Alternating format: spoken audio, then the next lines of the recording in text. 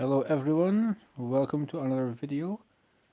We will be talking today Raid Shadow Legends, and Friday to Sunday we will be having the first of two 10x events. The next 10x event will be Sunday to Tuesday. So while we're here, I figured we would take a look at these champions and we would see if they were actually worth your time in pulling them or not. Whether it's worth the effort, the shards, the grinding tournaments. So let's take a look. Now, first up, the first champion you can get is in Sacred Order. It took me a while to find this chap earlier on, and his name is Sir Nicholas. Now, Sir Nicholas is probably out of the Friday to Sunday fusion the best champion that you can get. So, Boreal Blade level 1 attacks one enemy, 50% chance placing a freeze debuff for one turn. It cannot be resisted. Damage based on HP. It's pretty good. A1 freeze. You'll see him a lot in Arena. You'll see him in Faction Wars. You will see him in the Doom Tower. An A1 with a single freeze, but it cannot be resisted. Not too bad. Polar Protection attacks all enemies. Places a shield buff on all allies for 2 turns. The value of the shield is equal to 30% of damage inflicted. So it's just like Miscreated Monster. When you go to Spider, he'll do his shield. You'll hit the spider line, so he'll get a shield, probably 3/4 of your HP. Same thing with Sir Nicholas. He'll put on a shield, he will keep you alive. You can take him in dragons, dungeons. You can take him pretty much wherever you want. He's a decent champion. He's based off of HP. So if you go over 100,000 HP, you can expect some pretty nice damage from that. And he also has Goodwill, which places unkillable buff, continuous heal buff on all allies for 2 turns.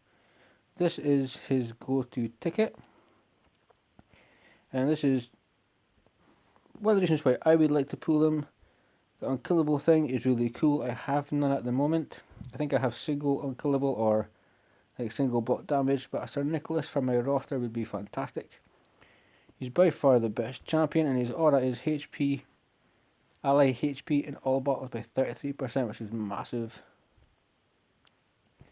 So as the first champion to be on offer in a 10x, Sir Nicholas, as I'm sure you see from arena videos, people doing spotlights, show off videos, he is absolutely amazing.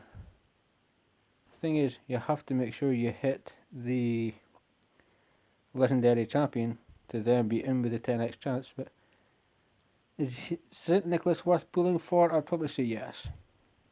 So next up, we have got somebody else in the Sacred Order who is the opposite because she's not really too brilliant. I don't see her too often. She doesn't get played much. I don't really use her too much. And it is this champion, Frostbringer. Now, first and foremost, it's called Frostbringer, so she should have a freeze. Come on now, look at the background. No, 2 times at random. So 2 random hits, 50% chance, started when booked. Placing on 100% heal reduction debuff for 2 turns. Here, it's okay. I've just not seen it around enough places to say if this move would be good or bad. I'm assuming it could be depending on your team. I have seen it in Arena, which is not somebody that really springs out at me. Snow Flurry attacks 3 times at random, so another multi-hitter, but it's random. 60% defense buff for 2 turns if the target has heal reduction debuff, so it's not really interesting. Increased speed, increased counter attack. I mean, you can get Gorgoroth can give you turn meter increased attack. You've got other increased speed champions like Scylla the Drakes. So nothing really amazing. Not going to stay on her for too long. She's really, if that's the champion you want, it's not worth pulling all your shards after 10x order. Absolutely not. But let's crack on, because the next champion is in Bannerlords, and he is a login reward champion. You will have this champion as long as you've been playing the game, probably 180 days. By that time you may also have Sill as well, but Stagnite in any area that I have to come in, he's fantastic. I've taken him in Spider, Fire Knight, Dragons, Keeps, Ice Golem, Clan Boss, Factional Wars, certain floors of the tower. Slagonite is a champ that's free, but he's got it all. He is an amazing champion. So, Spot Quarry attacks one enemy 2 times. Each hit has a 30% chance of placing a 30% decreased speed debuff for 2 turns, which is pretty decent. Decreased speed, 30% big version. Decrease the enemy speed, allow your team to go faster. Yeah, it's good move. Hunt Master, this is kind of what you use him for. I've seen him in Arena, I've seen him in Spider, all these places, and this is the reason why. It's an AoE, 70% chance, 95 when you book it, 100 if you include the mastery. Placing a big version decreased defense, and a 50% decreased attack debuff for 2 turns. I use him in Clan Boss now and again. I use him Ice Golem all the time. I used to use him in Dragon, I think. No, I still do. I sometimes sub in War Maiden just for that affinity. So I think it really matters where you want to go with Stagnite in this game. Stagnite, he is pretty amazing.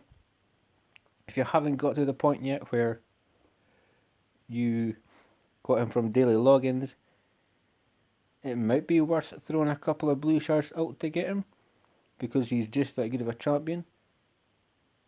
Just look online, you will see tons of videos for Stagonite. They all say he's brilliant, and that's pretty much because he is. Stagonite is, like Sir Nicholas, worth pulling for this one. Next champion we're going to have a look at is a champion I'm not hugely familiar with. I don't think he's fantastic. Personally, I wouldn't really pull this event for him. A1 does have a decreased speed, so if it's critical, so I've got to give him that crit rate, and he can decrease the speed. So attacks one enemy, 90% chance. I'll hold him a boot, placing a freeze debuff. So one enemy, and it'll go on all enemies for 1 turn if this attack kills the enemy. I've seen it, it's not really fantastic. I haven't used him enough, I've seen him more than I've used him. He's just not a champion I've needed. So I can't really talk about the moves too much. Cold Snap, AoE again. Give him his due though. A1, 2 hits. Single enemy, then an AoE. Decreases the turn meter by 20% if this attack is critical. Fills this champion's turn meter by 10% if this attack is critical. So he kind of just revolves around crit rate. It's not really worth pulling though. It's not worth pulling for, I wouldn't say. So if you get him at some point, you may get him in your pools anyway, but he's not. He wouldn't be the reason that you would pool in this competition. He'd be mid-level at best, probably just above Frostbringer. So the last one from the first 10x is somebody that used to be hated, feared, somebody that if it was in Arena you could put in 1, if you were kind of a dick you would put in 2, and this guy would not die at all, would not die, but he got nerfed, and that is Rainbeast. I'm sure you've seen one, I'm sure you've fought one.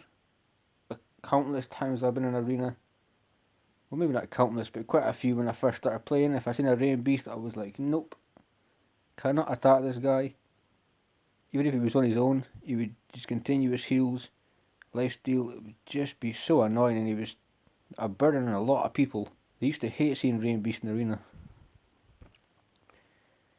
So he's A1, attacks one enemy, places a 15% continuous heal buff on the ally with the lowest HP for 1 turn, so it's okay for support if you need it. Otherwise it'll just, if you've got a seer team, you can still throw out 1 or 2 buffs. Attacks one enemy 2 times, revives a random ally with full HP if this attack kills the enemy. Okay, so we can revive, did not really know that. but that makes him a little bit better than he already is. He's been nerfed, so he's maybe like 50% as good as what he was, but it's still pretty good. You still can use him if you choose to. Passive. When an ally is attacked, places a shield buff equal to 35% of this champion's max HP on the ally for 2 turns. Occurs once per turn when it puts a shield on this champion. Oh, there's a tap. Places a shield.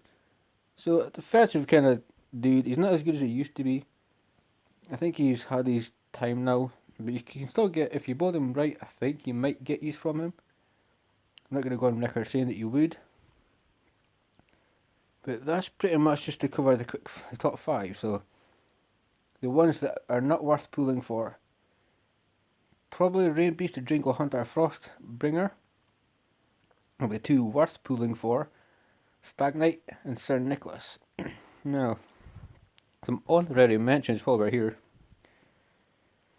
We need to go to Knight's Revenant quickly to give a shout out to someone who... Is it Knight's Rev? Yes. Director Draft. Seen videos of this champion, she is new. She's a healer, she can revive.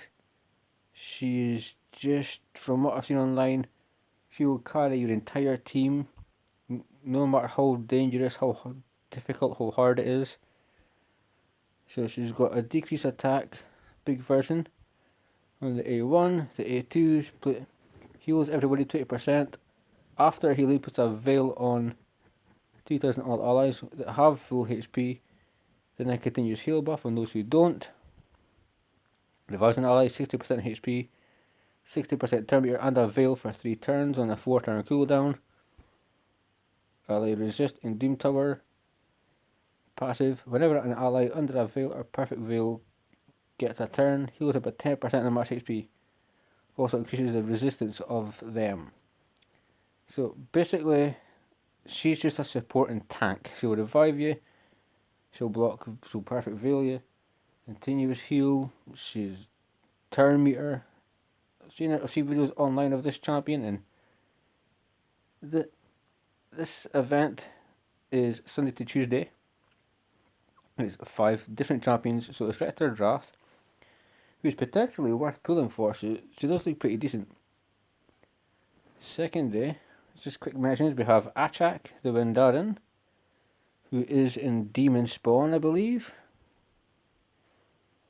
So let's see if we can find this dude with the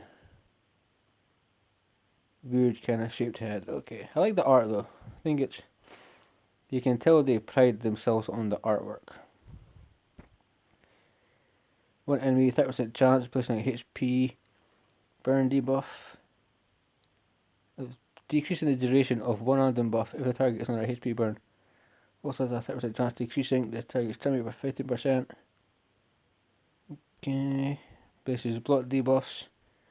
Okay, this guy is really good now. I'm guessing he's pure support because they get block debuffs and strengthen is actually a really good move. An A2, A3, 90% chance placing a freeze debuff for 1 turn on all enemies whose attack is higher than their defense. So attack based champions. 70% chance of placing a HP burn debuff for 1 turn on enemies whose defense is equal to or higher than their attack. So that's interesting, especially for Spider. I think Spider, this could be a lot of work he could definitely do. Twisted Hunger heals all allies 5% of their max HP every time an enemy under a HP burn gets a turn, which is very, very good. Fills turn meters while allies by 10% each time an enemy under a freeze debuff takes a turn. So she's just a machine. He or she is a machine. HP burns, freeze, turn meter. Just ridiculous. Moves, block, debuffs, strengthen. So, Retro Draft and Achack, both so far are definitely worth being pulled for if you have the swords, obviously. Let's go to Lizardman. Was it this dude here? Yeah, Achack the Vandarin. Compared to the ones we've seen so far, he looks kind of crabby. He kind of looks like he sucks a little bit. Okay, one enemy 2 times each hit, chance placing a poison, so that's okay. We don't mind poisons. Heals each ally by less than 2.5% for each debuff on the target. So it attacks and you can heal all enemies. Okay, nothing perfect, nothing really great. Big version decrease attack on enemies for 2 turns. Also has a 75% chance of decreasing each enemy's turn meter by 20%. Okay. This is a 30% decrease crit rate debuff on the target for 2 turns if they have 50% or more turn meter after the turn meter decrease. So that's pretty decent. It's got a multi-functioning move there that looks okay. So let's crack on. Let's quickly look through. This passive increases the duration of 2 random debuffs on the attacker by 1 turn. So I think in clan boss for poisons, decrease attack, defense down, weaken, leech. This is for clan boss. So this has to be for clan boss. Poison for clan boss, a heal, decrease attack, decrease crit rate. Maybe not the crit rate, but the decrease attack would be perfect. Increase the poisons and stuff that you put up. Okay, so he's got a Doom Tower aura. I would still say it's for clan boss. So if you're using it for clan boss, it'd be okay, but there's better poisoners in all fairness. We didn't really break the bank for him. So is this the deal I'm looking for? This. Oh, check the man boobs. Soak it in. Alright, so this dude. Chance placing a block boss debuff for 1 turn, single hit, block boss. Nothing spectacular. AoE, each 50% chance placing a bomb. So that could be good. Dealing with more mother and whatnot. I guess a bit more like a bomb team. But it looks like kind of how he is. Removes all debuffs from all the allies and then places one 15% continuous heal buff for 1 turn on each ally for each debuff removed from them. So if you've got a stack of poisons, you've got a defense down, decrease attack. Each time he takes a debuff off, you will get a continuous heal buff in return.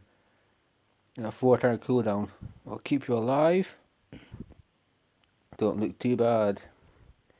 Passive. Fills the turn meters of all allies. Okay, so yeah. Put him on a team with Lord Cesar. You can take turns, keep detonating bombs. So I can see utility for this guy mainly in arena.